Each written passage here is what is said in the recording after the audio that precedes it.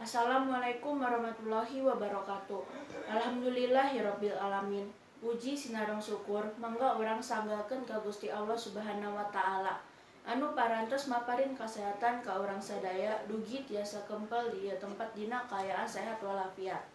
Sholawat sinareng salam mugia salamina ngocor ngagolontor ka junjungan alam Nabi Muhammad sallallahu alaihi wasallam. Anu parantos nunyun sakumna umat kana jalan kamuliaan. Oge ka kulawargina, para sahabatna, kali ka jalmi-jalmi sapandarieunana anu tetep nyekel pageuh kana ajaranana. Teu hilap abdi ngahaturkeun rewu nuhun atos dipasihan kesempatan kanggo ngadugikeun biantara di payunan jalma rea. Tema biantara anu bade abdi dugikeun ngeunaan pentingna nungtut ilmu pikeun urang sadaya. Hadirin hormatan simkuring, nuntut ilmu hukumna wajib nepi ka urang sadaya yang harapan Gusti Allah. Naon wae media anu dipiboga ku urang, kedah urang maksimalkeun dina proses diajarna.